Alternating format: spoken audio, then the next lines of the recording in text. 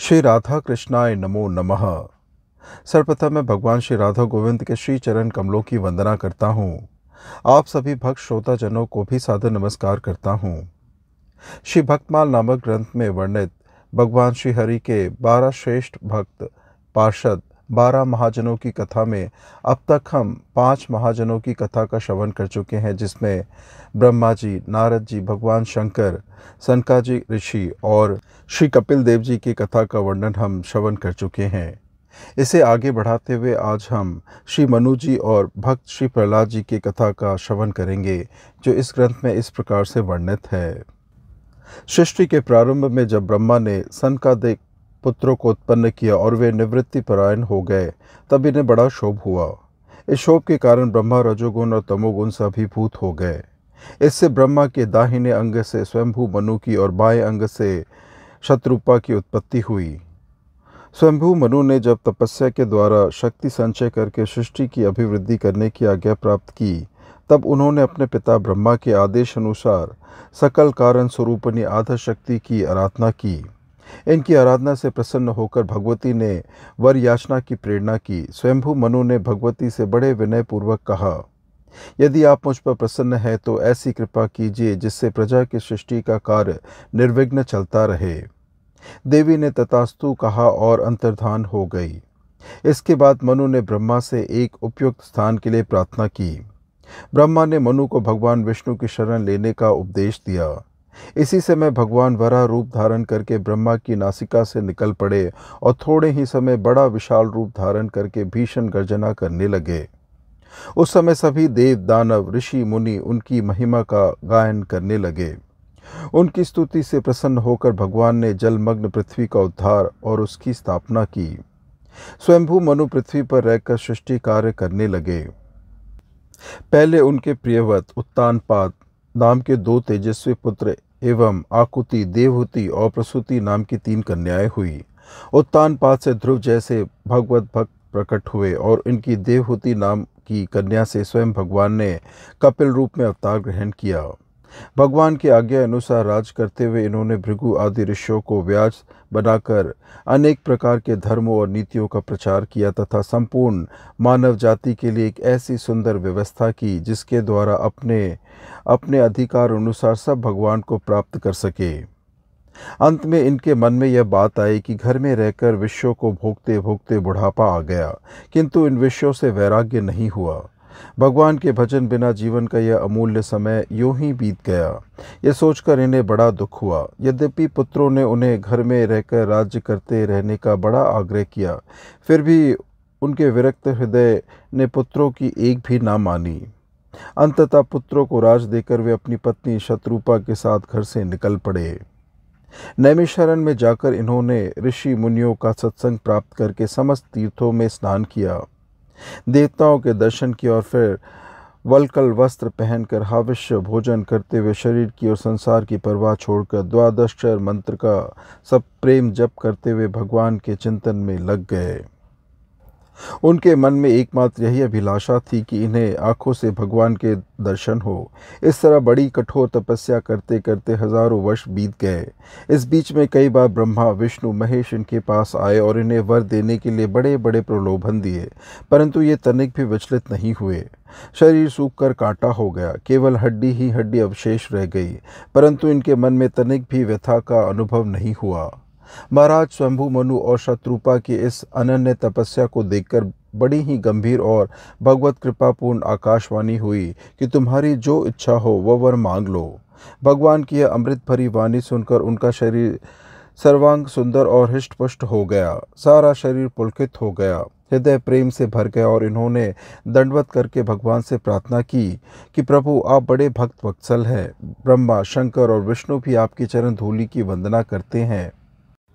यदि आप मुझ पर सचमुच प्रसन्न हैं तो आपका वह स्वरूप जो शिव के हृदय में निवास करता है, काकभूषुंडी जी जिसका ध्यान करते हैं और वेदों में जिसे सगुण होते हुए निर्गुण और निर्गुण होते हुए भी सगुण कहा गया है, वही स्वरूप हम अपनी इन्हीं आँखों से देखे। उनकी प्रेम से भरी बात भगवान को बड़ी प्रिय लगी और भगवान ने उनके सामने अपने को प्रकट किया। दंपत्ति का ध्यान टूटा और उन्होंने भगवान श्री राम की ओर देखा। भला भगवान के उस रूप माधुरी का कोई क्या वर्णन कर सकता है। आदि शक्ति भगवती सीता और पुरुषोत्तम भगवान राम के अनूप रूप राशि को देखकर उनकी आंखों में निर्निमेष हो गई। उन्हें तृप्ति होती ही ना थी। आनंद से शरीर की सुध बुझ जाती रही और वे बिना सहारे की लकड़ी की भांति उनके चरणों पर गिर पड़े। भगवान ने उन्हें बलात् उठाकर उनके सिर पर अपने कर कमल फेर कर अपने हृदय से लगा लिया। जब भगवान ने उन्हें धैर्य धारण कराकर वर मांगने की प्रेरणा की तो पहले उन्हें बड़ा संकोच हुआ, परंतु भगवान के बहुत ढाढ़स देने पर और यह कहने पर कि तुम्हारे लिए कुछ भी अदेय नहीं है, वे बोले, मैं तुम्हारे ही सरीखा पुत्र चाहता हूँ। भगवान ने कहा, मेरे सरीखा तो मैं ही हूँ, अतः मैं ही तुम्हारा पुत्र बनूंगा। इसके बाद भगवान ने शत्रुपा पर अपनी कृपा दृष्टि डाली और उनसे वर मांगने की प्रेरणा की। शत्रुपा ने वह वर तो मांगा ही जो उनके पतिदेव ने मांगा था, साथ ही भक्त जीवन की प्रार्थना की। भगवान ने बड़ी प्रसन्नता से कहा, इतना ही नहीं, तुम्हारे मन में जो जो रुचियां हैं सब पूर्ण होंगी, इसमें संदेह नहीं। इसके पश्चात महाराज मनु ने ऐश्वर्य भक्ति के स्थान पर वात्सल्य रत पुत्र विषयक प्रेम की याचना की और कहा कि संसार के लोग चाहे मुझे मूर्ख ही क्यों ना समझे, आप कृपा करके यह वर दीजिए कि आपके वियोग में मेरा जीवन रहे ही नहीं। इसके बाद स्वयंभू मनु, दशरथ और उनकी पत्नी शत्रुपा कौशल्या हुई। भगवान ने इनके पुत्र में जन्म ग्रहण किया। इन पुण्य श्लोक आदिराज स्वयंभू मनु एवं उनकी पत्नी शत्रुपा का चरित्र बड़ा ही विस्तृत है। इसका पूर्ण अनुशीलन तो इतिहास पुराणों में ही हो सकता है, यहाँ तो केवल उनका स्मरण मात्र कर लिया गया है। आगे द्वादश महाजनों में हम भक्ष्य प्रहलाद महाराज जी की कथा का श्रवण करेंगे, जो इस प्रकार से है। दैत्यराज हिरण्यकशिपु के 4 पुत्र थे। उनमें प्रहलाद अवस्था में सबसे छोटे थे, किंतु भगवत भक्ति तथा अन्य गुणों में सबसे बड़े हुए। संसार में जितने भक्त हो गए, प्रहलाद जी उन सब के मुकुटमणि हैं। वे बाल्यकाल से ही भगवान का नाम कीर्तन और गुण कीर्तन करते करते अपने आप को भूल जाते थे। इनके पिता असुरों के राजा थे। देवताओं से सदा उनकी खटपट रहती थी। एक बार देवताओं को पराजित करने की नीयत से इनके पिता घोर तप करने लगे। वे भगवान की सकाम आराधना में इतने निमग्न हो गए कि उन्हें अपने शरीर तक का होश नहीं रहा। देवराज इंद्र ने अवसर पाकर असुरों के ऊपर चढ़ाई कर दी। उन दिनों प्रहलाद गर्भ में थे। इंद्र ने असुरों को मार भगाया, उनकी पुरी को लूट लिया और प्रहलाद को के माता को पकड़कर ले चले। वह बेचारी गर्भवती दीना अबला कुररी की भांति रोती जाती थी। रास्ते में दयालु देवर्षि नारद मिले। उन्होंने इंद्र को बहुत डांट और कहा, तुम इसे क्यों पकड़े ले जाते हो? इंद्र ने कहा, भगवान, मैं स्त्रीवध नहीं करूंगा। इसके पेट में हिरण्यकशिपु का जो गर्भ है, उससे उत्पन्न होने वाले मैं उस बालक को मारकर ही छोड़ूंगा। देवर्षि ने अपने दिव्य दृष्टि से देखकर कहा, अरे इसके गर्भ में परम भागवत पुत्र है, इससे तुम्हें कोई भय नहीं, इसे छोड़ जाओ। देवर्षि की आज्ञा पाकर इंद्र ने उसे छोड़ दिया। देवर्षि उसे अपने आश्रम पर ले गए। यहाँ लाकर वे प्रहलाद की माता का मन बहलाने के लिए भांति भांति के भगवत चरित्रों को कहा करते थे। गर्भ में स्थित प्रहलाद जी ने माता के गर्भ में ही भक्ति का समस्त ज्ञान प्राप्त कर लिया। पीछे हिरण्यकशिपु के आने पर प्रहलाद की माता घर आ गई और वहीं प्रहलाद जी का जन्म हुआ। ये जन्म से ही भक्ति की बातें किया करते थे। बच्चों में खेलते खेलते ही ये उन्हें भगवान नाम कीर्तन का उपदेश किया करते थे और स्वयं सबसे कीर्तन कराते थे। 5 वर्ष की अवस्था होने पर हिरण्यकशिपु ने अपने गुरु के पुत्र षंड और अमर्क के यहाँ इन्हें पढ़ने भेजा, किंतु ये तो समस्त शास्त्र माता के पेट में ही पढ़ चुके थे। गुरु बताते थे कि कुछ ये पढ़ते थे प्रभु प्रेम की पाटी। एक दिन पिता ने पूछा, तुमने जो सबसे अच्छी बात अब तक पढ़ी हो उसे बताओ। प्रहलाद जी बोले, सबसे अच्छी बात तो यही है कि इन सब प्रपंचों को छोड़कर भगवत भक्ति में शीघ्र से शीघ्र लग जाना चाहिए। अपने पुत्र के मुंह से भगवत भक्ति की बात सुनकर हिरण्यकशिपु बहुत क्रोधित हुआ। पुत्र को मारने दौड़ा। गुरु पुत्रों को भला बुरा कहा। जैसे तैसे समझा बुझाकर लोगों ने प्रहलाद को छुड़ा लिया। हिरण्यकशिपु ने यह कहकर कि अब कभी मेरे शत्रु विष्णु का नाम मत लेना, पुत्र को छोड़ दिया।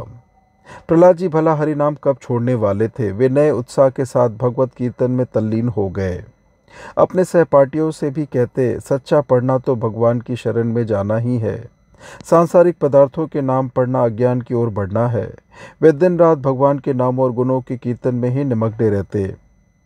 इनके पिता ने जब देखा कि यह किसी प्रकार भी भगवत भक्ति नहीं छोड़ता, तो उसने उन्हें सूली पर चढ़वाया, मदमस्त हाथियों के बीच डलवाया, अथाह जल में गले में पत्थर डालकर डुबाया, हालाहाल विष का प्याला पिलाया, धधकती हुई अग्नि में जलवाया, पर्वत शिखर से गिराया, किंतु इनका बाल भी बांका नहीं हुआ। कांटों की सूली फूलों की सेज के समान सुखद हो गई। हाथियों ने इन्हें उठाकर पीठ पर बिठा लिया। जल के ऊपर पाषाण तैरने लगा। विष अमृत बन गया। अग्नि जल की भांति शीतल हो गई और इन्हें जलाने की इच्छा से ईंधन जलाकर बैठने वाली होलिका स्वयं जलकर भस्म हो गई। पर्वत शिखर से यह हंसते हंसते नीचे आ गए। सारांश यह है कि कोई यातना इन्हें दुख ना दे सकी। षंडमग फिर इन्हें पाठशाला ले गए। वहाँ प्रहलाद ने फिर बड़े जोर से अपना वही काम शुरू कर दिया। लड़के जब हरि कीर्तन करने लगे, षंड कर्म ने गुस्से में आकर कहा, या तो हमारी बात मान जाओ, नहीं तो कृत्या उत्पन्न करके हम तुम्हें भस्म कर देंगे। विश्वासी भगवत भक्त प्रहलाद भला क्यों डरने लगे। उन्होंने कहा, गुरुजी, कौन किसको मार सकता है और कौन किसको बचा सकता है, सब भगवान की लीला है। इस पर क्रुद्ध होकर षंडकर्म ने महान विकराल ज्वालामयी कृत्या को उत्पन्न किया। कृत्या ने प्रहलाद के हृदय में शूल मारा। भक्त भयहारी भगवान की शक्ति से सुरक्षित प्रहलाद की छाती पर लगते ही शूल टूक टूक हो गया। कृत्या परास्त होकर लौटी और दोनों ब्राह्मणों को मारकर स्वयं भी नष्ट हो गई। अपने कारण गुरुओं की मृत्यु होते देखकर प्रहलाद का संत हृदय पिघल गया। उन्होंने कातर कंठ से भगवान से बार बार प्रार्थना की और कहा कि मुझे मारने वाले, जहर देने वाले, सूली पर चढ़ाने वाले, आग में जलाने वाले, पहाड़ से गिराने वाले, समुद्र में फेंकने वाले, मनुष्यों से डसने वाले, सर्पों से, पैरों तले रौंदने वाले हाथियों से यदि मेरे मन में कुछ भी द्वेष ना हो, मैं सबको अपना आत्मा और मित्र ही मानता हूँ। किसी के भी अनिष्ट की जरा भी मेरी इच्छा ना हो, तो ये मेरे दोनों गुरु जी उठे। प्रहलाद की प्रार्थना से षंडामर्क जी उठे और प्रहलाद को आशीर्वाद देने लगे। क्षमाशील प्रहलाद की महिमा अनंत काल के लिए सुप्रतिष्ठित हो गई। संत की यही तो विशेषता है, वह बुरा करने वाले का भी भला करता है। उमा संत कई ढई बढ़ाई, मंद करत जो करई भलाई। जब किसी तरह भी ये ना मर सके, तब तो इनके पिता को बड़ा क्रोध आया। एक खंबे से बांधकर हाथ में खड्ग लेकर वह इन्हें मारने को तैयार हुआ और बोला, अब बता तेरे भगवान कहाँ है। प्रहलाद ने निर्भीकता से कहा, भगवान सर्वत्र है, मुझ में, तुम में, खड्ग में और खंबे में, सर्वत्र वे श्री हरि व्याप्त हैं। हिरण्यकशिपु ने कहा, तब फिर इस खंबे में क्यों नहीं दिखते। इतना कहना ही था कि भगवान आधे मनुष्य और आधे सिंह के रूप में उस खंबे में प्रकट हुए। उस अद्भुत नरसिंह रूप को देखकर हिरण्यकशिपु डर गया। भगवान ने जल्दी से उसे घुटनों पर रखकर उसका पेट फाड़ डाला। सब देवता प्रसन्न हुए। सभी ने भगवान की स्तुति की। भगवान ने प्रेम पूर्वक प्रहलाद को गोद में बिठाया, उसे खूब प्यार किया और वरदान मांगने को कहा। प्रहलाद ने कहा, प्रभु, मेरे पिता ने आपसे वैर किया था, इसकी दुर्गति ना हो। भगवान हंसे और बोले, भैया, जिस कुल में तुम्हारे जैसा भगवत भक्त हुए हैं, उस कुल की 7 पीढ़ियां पहली, 7 आगे की और 7 मातृपिक्षी, इस प्रकार 21 पीढ़ियां तो स्वतः तर गई। तुम्हारे पिता भी तर गए। अंत में प्रहलाद ने भगवान में अहतु की भक्ति का वरदान मांगा। भगवान ऐसा वरदान देकर प्रहलाद का राज तिलक करके अंतर्धान हो गए। प्रहलाद बहुत काल तक असुरों के सिंहासन पर राज्य करते रहे। अंत में अपने पुत्र विरोचन को राज देकर वे भगवान की भक्ति में तल्लीन हो गए। इसलिए प्रहलाद प्रातस्मरणीय भक्तों में सर्वप्रथम स्मरण किए जाते हैं। इस प्रकार से 12 महाजनों की कथा में आज श्री प्रहलाद महाराज की कथा और श्री मनुदेव जी की कथा की संपन्नता होती है। श्रवण करने के लिए और अपना बहुमूल्य समय देने के लिए आपको धन्यवाद। त्रुटियों के लिए क्षमा प्रार्थी हूँ। श्री राधा कृष्णाय नमो नमः।